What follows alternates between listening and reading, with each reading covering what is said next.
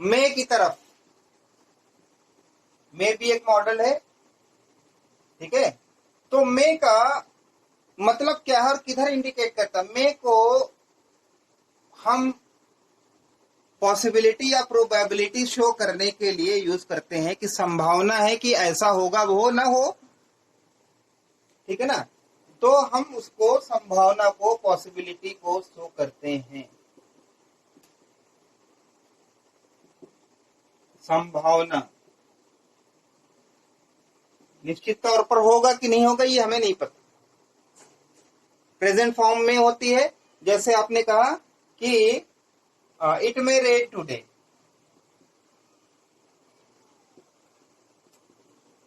तो इसका मतलब है आपने बादल देखा, आपको कंडीशन देख के ऐसा लगा कि आज बारिश हो सकती है, तो ये संभावना दिखा रहे हैं।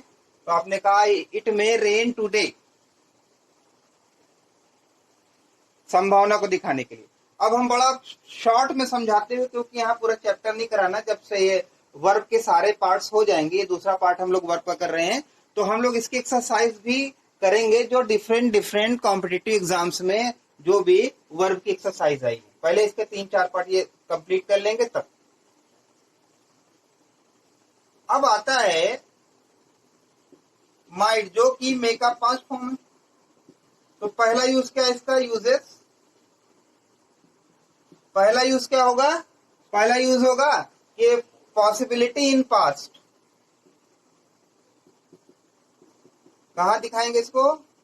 पॉसिबिलिटी इन पास्ट को दिखाने के लिए यूज करेंगे। जैसे पास्ट की बात कर रहे हैं और जो वक्त बीत गया और किसी ने कोई बात ऐसी कही जो कि किसी संभावना से जुड़ी हुई होती है, तो फिर हम मे नहीं लगाते, माइट का यूज करते हैं। जैसे he said that, he said that the post may reach, sorry might हो जाएगा क्योंकि हम पास्ट की बात कर रहे हैं। might संभावना, reach that day यानी उस दिन, टुडे नहीं कहेंगे, that day कहते हैं, जैसे नरेशन में हम करते हैं, पास्ट की बात कर रहे हैं। तो क्या हुआ? उसने कहा कि शायद या संभवतः डाक उस दिन या पोस्ट उस दिन पहुंच सकती थी।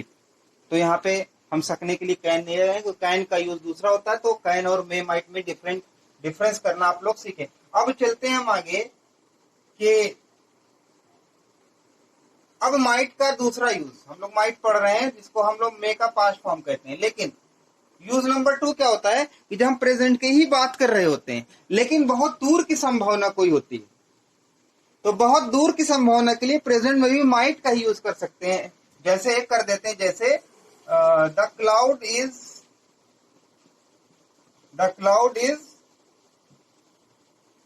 A little bit cloudy, sorry the sky is a little bit cloudy. Cloudy means आसमान में बादल है, बहुत थोड़े से बादल है, लिटिल बिट क्लाउडी। फिर आपने कॉमा किया, इसमें जोड़ दिया so it might rain today. अब बात तो कर रहा है प्रेजेंट की, मे लगाना चाहिए, लेकिन वो कह रहा है कि इट माइट रेन टुडे, आज बारिश हो सकती है। क्यों कह रहा है माइट का यूज कर रहा है? क्योंकि बहुत कम संभावना है, क्योंकि बहुत थोड़ा आकाश में बादल है। तो दूर की संभावना के लिए हम प्रेजेंट में माइट का यूज कर देते हैं। अब यूज नंबर 3 देखिए जल्दी से। माइट का यूज नंबर 3, ऐसी संभावना जिसमें हमें हिंदी में बोलने में तो ऐसा लगता है कि हम फ्यूचर की बात कर रहे हैं, लेकिन दरअसल वो फ्यूचर नहीं होता है, वो एक संभावना होती है। तो उसमें हम माइट में या माइट दोनों का यूज कर देते हैं। जैसे आपने कहा कि रामू अब तक घर पहुंच गया होगा, तो रामू अब तक घर पहुंच गया होगा, ऐसा बोलने में तो लग रहा है कि आप फ्यूचर की बात कर रहे हैं, विल शैल, लेकिन विल शैल नहीं लगाना फ्यूचर के लिए, क्योंकि एक संभावना है कि शायद पहुंचा हो कि नहीं पहुंचा।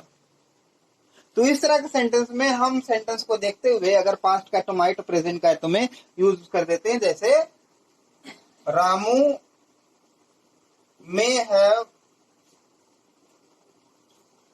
रीच्ड।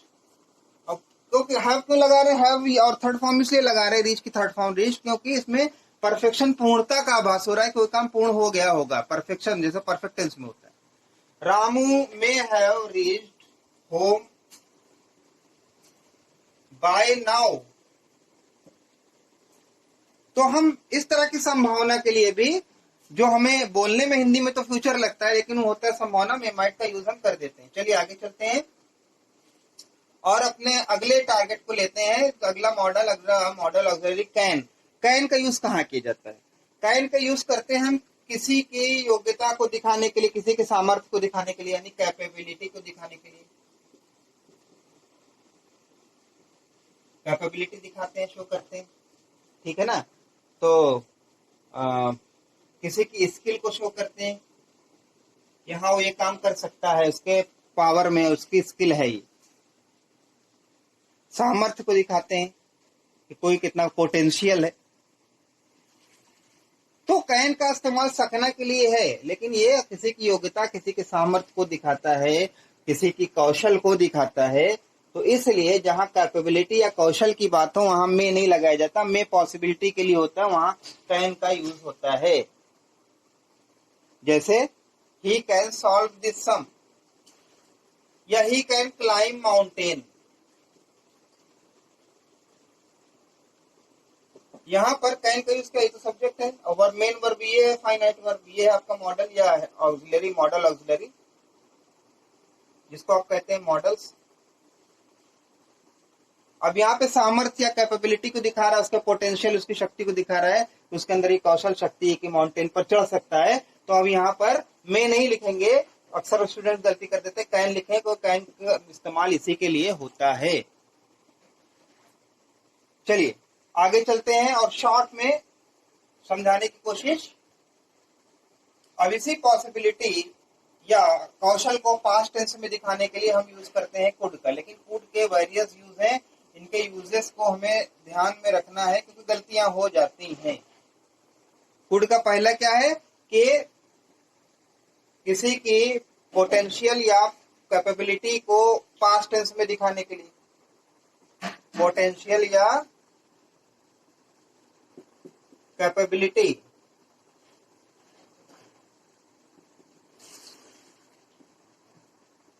को पास्ट टेंस में दिखाने के लिए, इन पास्ट, पहला यूज। जैसे आई कुड हेल्प, मैं उसकी मदद कर सका।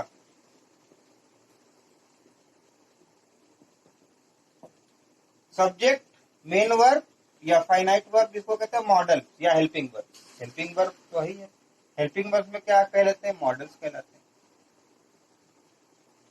ये तो एक बात हो गई, पास्ट में हमने सामर्थ्य को दिखाया कि मदद कर सका, लेकिन दूसरा यूज देख लीजिए।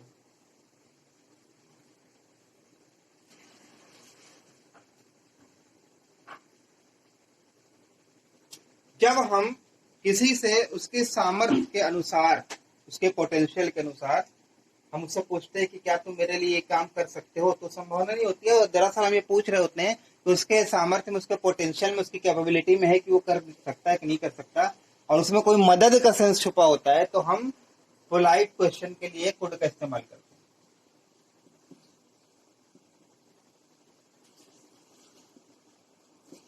जैसे could you give me some money, यह संभावना नहीं है। यहाँ तो हम एक तो रिक्वेस्ट कर रहे हैं, कहीं ना कोई कैन भी लिख सकते थे, आमने सामने की बात है, लेकिन आमने सामने जब हम कोई रिक्वेस्ट का सेंस होता है मदद के लिए, तो कुड का इस्तेमाल किया जाता है। Polite question, could you give me some money, could you help me please, इस तरह के सेंटेंसेस के लिए हम कुड का यूज करते हैं। दो यूजेस हमने बताए आपको कुड के। अब आगे चलते हैं बहुत शॉर्ट में, बाकी जब एक्सरसाइज हल की जाएगी तो और भी बारीकियां बताई जाएंगी। अभी सिर्फ एक इंट्रोडक्शन दिया जा रहा है कि हमें उस एक्सरसाइज को कैसे सॉल्व करना है, उसकी बेसिक मालूम होना चाहिए। तो अब हम चलते हैं मस्ट की तरफ। मस्ट का प्रेजेंट पास दोनों वही है। ये कंपल्शन या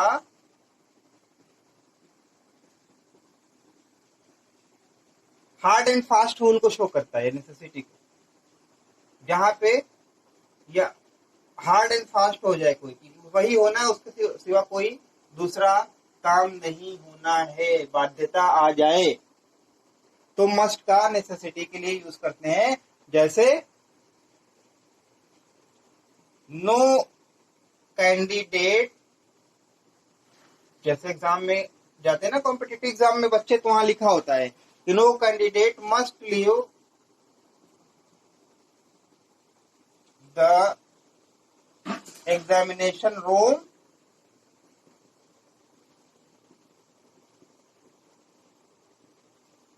रूम विदाउट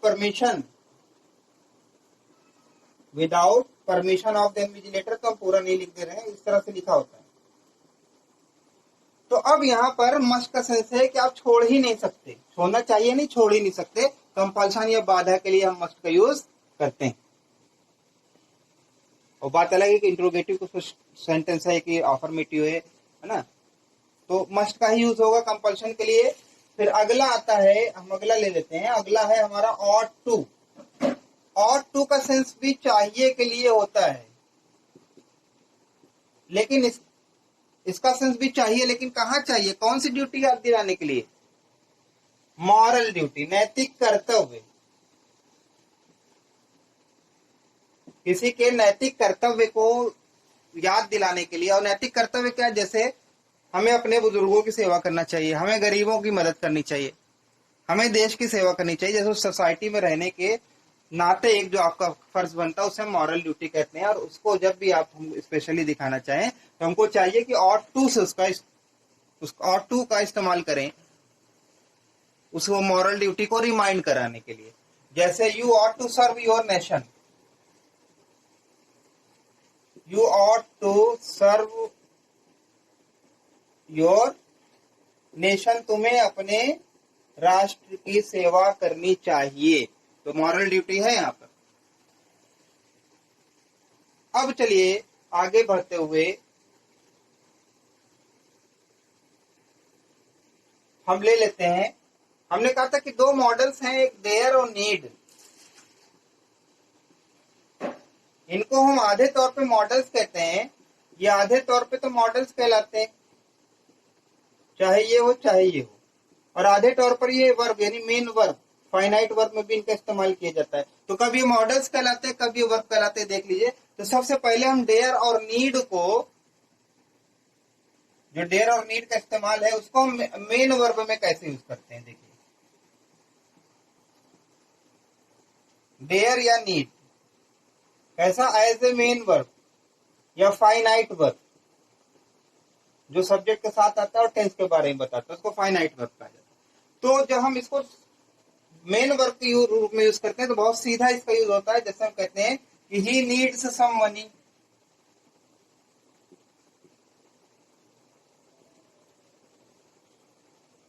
या फिर हम कह देते हैं कि you did not dare to go there, you did not, इसको हम निगेटिव बना देते हैं पास्ट में, you did not dare to go there, तुम्हें वहां जाने का साहस नहीं किया, हमने इसको पास्ट टेंस में बना दिया। तो ठीक है, वो चाहे निगेटिव में आए चाहे ऐसे आए, तो इसमें सीधा यूज होता है टेंस के अकॉर्डिंग। इसका मेन वर्ब में यूज होता है, क्योंकि मेन वर्ब ही का मतलब है टेंस के अकॉर्डिंग चलना। लेकिन इसको मॉडल्स कब कहा जाता है, ये हमें जानना है। यहाँ पर मॉडल्स कब होता है? मॉडल्स के रूप में as a modals, as a modal auxiliary या मॉडल्स। तो याद रखिए, डेयर और नीड जो कि पार्शियली मॉडल्स कहे जाते हैं, इनका यूज जब भी हम मॉडल के रूप में करेंगे तो सिर्फ और सिर्फ दो जगह होगा, एक निगेटिव सेंटेंस में और एक इंट्रोगेटिव सेंटेंस में, यानी प्रश्न में कर सकते हैं। और जब हम इनका यूज मॉडल्स के सेंस में करेंगे, याद रखिएगा, जब इनका यूज मॉडल्स के सेंस में होगा तो हम इनके साथ इंफिनिटिव टू का इस्तेमाल नहीं करते। जैसे अभी एग्जांपल के रूप में पहले हम नेगेटिव के तौर पर डेयर और नीड दोनों का एग्जांपल लेते हैं। जैसे नेगेटिव में, अब यहाँ पे कोई टेंस का फॉर्मूला नहीं अप्लाई होता जब नेगेटिव में एज ए मॉडल यूज करते, कोई एस का चक्कर नहीं होता। तो हम कहते हैं कि ही डेयर, और ना तो डेयर्ड भी नहीं लिखेंगे, डेयर्स भी नहीं लिख सकते, तो यहाँ पे ये टेंस या मेन वर्ब नहीं, ये मॉडल है। डेयर नॉट चैलेंज मी, वो मुझे डेयर करने का चैलेंज नहीं करता। पास्ट में भी यही आएगा, ही डेयर नॉट चैलेंज। अब यहाँ पे देख रहे हैं आप, यहाँ टू आना चाहिए था, लेकिन अगर ये टेंस होता, मेन वर्ब फाइनाइट वर्ब होती, पहली बात तो अगर फाइनाइट वर्ब होती तो प्रेजेंट होता तो डज नॉट डेयर होता, पास्ट होता तो डिड नॉट डेयर होता। लेकिन एज अ मॉडल ये कंपटीशन में क्वेश्चन आता है कि ये इस तरह से लिख देते हैं और आपसे गलती ढूंढने को कहते हैं। तो याद रखिएगा कि जब ये मॉडल्स के रूप में ये यूज बिल्कुल सही है, और जब इसको मॉडल्स के रूप में निगेटिव में इसका टू नहीं लगता आगे इसके, और ना यहाँ पे सी एस या डी लगता है। यही केस नीड में भी है, जैसे ही या आई जो भी, ही नीड नॉट हेल्प मी, उसे मेरी मदद करने की जरूरत नहीं। देखिए हमने पता ना, नीड्स, यहाँ नीड्स या नीडेड कुछ टेंस के अकॉर्डिंग नहीं मॉडल्स है, यहाँ टू भी नहीं है। अब हम बात कर लेते हैं इसको इंट्रोगेटिव यूज में, मॉडल्स के रूप में जब हम इंट्रोगेटिव इस्तेमाल करेंगे तो कैसे करेंगे, तो वहां भी टेंस का रूल नहीं अप्लाई होगा, कोई एस नहीं लगेगा, ना ही टू लगेगा। जैसे नीड ही गो, ये सेंटेंस सही है, इसको गलत मत मानिएगा। नीड ही गो, क्या उसे जाने की जरूरत है। डेयर ही चैलेंज यू, क्या वो तुम्हें चैलेंज करता है या तुझे चैलेंज करने के साथ सकता है। ये इंट्रोगेटिव यानी प्रश्नवाचक में मॉडल के रूप में इस्तेमाल हुआ है। देखिए कहीं टू का इस्तेमाल नहीं हुआ है, कहीं डू डस डिड का इस्तेमाल नहीं हुआ है, ना इसका इस्तेमाल हुआ है। Need he go, dare he challenge, तो इसीलिए इसको हमने बताया आपको यूज कि इसको हम आंशिक तौर से मॉडल्स, आंशिक तौर से फाइनाइट वर्ब कहते हैं। चलिए कुछ एक दो तीन बातें छूटी रह गई थी एक्सेप्शन में, वो हम आपको बता देते हैं, फिर रैपअप करेंगे।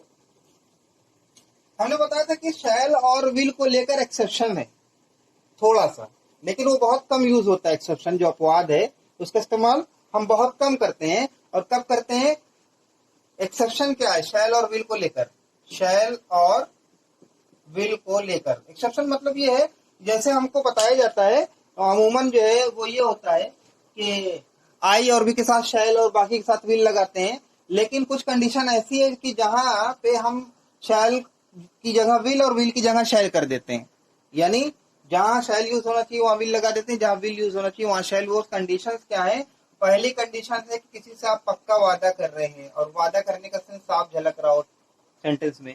दूसरा क्या है, किसी को धमकी दे रहे हो, थ्रेटन, खुलेआम धमकी दे रहे हो। या फिर कोई हार्ड एंड फास्ट रूल है जो मस्ट है, कोई ऐसा रूल है जो टाला नहीं जा सका, कंपल्सन है वहां पर। तो हम फ्यूचर के लिए इन तीनों कंडीशन में हम जहां विल आना चाहिए वहां शैल कर देंगे, जहां शैल आना चाहिए वहां विल कर देंगे। जैसे हमने बताया प्रॉमिस, थ्रेटन, धमकी और कंपल्शन। जैसे अगर हम धमकी की बात करें तो आपने कहा किसी को डायरेक्ट धमकी दी खुलेआम कि मैं तुम्हें जान से मार दूंगा, होता भी है, तो वहां पर आई के साथ ग्रामर के अकॉर्डिंग तो शैल आना चाहिए, लेकिन ये धमकी है तो आप कहेंगे आई विल किल यू, यानी कि शैल की जगह विल आ गया, ये एक्सेप्शन, किल यू, धमकी आ गई। ये आपने कहा आई प्रॉमिस यू, थोड़ा सा इसको रब कर देते हैं। जैसे आपने कहा कि आई गिव यू वर्ड का मतलब प्रॉमिस होता है, प्रॉमिस तो प्रॉमिस होता ही है। तो आई प्रॉमिस दैट, अब यहां फिर आई आया, मैं वादा करता हूं कि मैं तुम्हें हर संभव प्रयास करूंगा, हर मदद करूंगा। तो जब वादा कर रहे हैं आप, तो अब आई के साथ शैल नहीं आएगा, विल आ जाएगा। I will help you at any rate, किसी भी तरीके से मैं तुम्हारी सहायता करूंगा। तो अब क्या हुआ, आई के साथ आना चाहिए था शैल, लेकिन आ गया विल, क्योंकि प्रॉमिस है। अगर कोई हार्ड एंड फास्ट रूल है, कंपल्शन है, बाध्यता है, जैसे आपने कहा कि कोर्ट अपराधी को सजा देगा, यानी ये बात तय है कि अगर उसका अपराध साबित हो गया तो कोर्ट जो सजा देगा उसको कोई वो बच नहीं सकता। तो ऐसे केसेस में, या फिर एग्जाम में कहीं आप जाते हैं एग्जाम में, तो वहां रूल लिखा रहता है कि no student shall leave the examination room after the commencement of the examination, यानी उल्टा कर दिया जाता है। तो आपने कहा कि द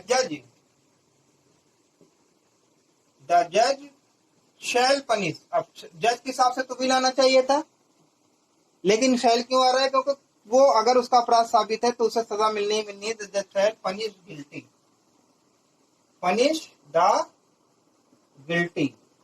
गिल्टी कब कहा जाता है आदमी? जब उसका अपराध सिद्ध हो जाए, नहीं तो वो एक्यूज्ड होता है, और जब अपराध साबित हो जाए तो कॉन्विक्टेड हो जाता है और गिल्टी हो जाता है। तो ये एक एक्सेप्शन था शैल बिल को लेकर। एक और स्पेशल बात जो हम आपको बताने जा रहे थे वो ये है कि जब हम शुड का इस्तेमाल किसी की ड्यूटी को याद दिलाने के लिए करते हैं, तो हम कहते हैं शुड गो देयर, उसे वहां जाना चाहिए, शुड डू हिज वर्क। लेकिन कभी कभी एक सेंटेंस आ जाता है कि he should have done his work, या he should have gone there. तो ही शुड हैव गॉन क्यों या शुड हैव डन क्यों आ जाता है, उसका मतलब क्या होता है? तो याद रखिएगा कि कभी कभी ऐसा होता है कि हम आपको कुछ बात बताना चाहते हैं, कुछ रिमाइंड कराना चाहते हैं कि तुम्हें ये कर लेना चाहिए था। सेंस ये कि करना चाहिए था लेकिन आपने किया नहीं और बात पुरानी हो गई, उसके लिए हम लोग शुड हैव डन का इस्तेमाल करते हैं। जैसे you should have done your homework. अब यहाँ पे हमने शुड ये नहीं कहा कि you should do your homework, तुम्हें काम करना चाहिए, नहीं अभी है वो कर लो, करना चाहिए। लेकिन हमने कहा शुड हैव डन, ये पास्ट को दिखा रहा है, शुड हैव और थर्ड फॉर्म वर्ब कि तुम्हें करना चाहिए था लेकिन तुमने किया नहीं, यानी तुम्हें कर लेना चाहिए था। अब बात पुरानी हो गई, अब कुछ नहीं कर सकता। वही सेंटेंस अगर यहाँ पे कुड हो और अगर हम ये कहना चाहें कि तुम अपना होमवर्क कर सकते थे, यानी पास्ट की बात है, कर सकते थे लेकिन अब समय गुजर गया, पास्ट की बात हो गई है और तुमने नहीं किया, तो हम इसी तरह कुड का भी केस होता है। You could have done your homework, तुम अपना होमवर्क कर सकते थे। या फिर you could have plugged the flowers, तुम फूलों को तोड़ सकते थे। तो याद रखिएगा शुड हैव या कुड हैव और वर्ब की थर्ड फॉर्म का इस्तेमाल पास्ट के लिए किया जाता है जहां पे वक्त गुजर चुका है। तो ये बातें थी मॉडल्स के रूप में जो हमने आपको बहुत बेसिक तरीके से, बेसिक कॉन्सेप्ट में समझाने की कोशिश की है। बाकी जो बारीकियां हैं अभी यहाँ पर नहीं समझ में आएंगे, हम इसके लिए जब सारे पार्ट्स वर्ब के खत्म हो जाएंगे, अभी हमने कल प्राइमरी ऑक्सिलरी, आज हमने मॉडल ऑक्सिलरी किया है, उसका फाइनाइट नॉन फाइनाइट है, और उसके बाद ट्रांजिटिव इंट्रांजिटिव है। इतने पार्ट हम खत्म कर लेने के बाद हम एक्सरसाइज को सॉल्व करेंगे। कुछ क्वेश्चन 10, 20, 50 क्वेश्चन एक्सरसाइज सॉल्व की जाएगी, तो उसमें आप जरूर जुड़े और प्रैक्टिस के लिए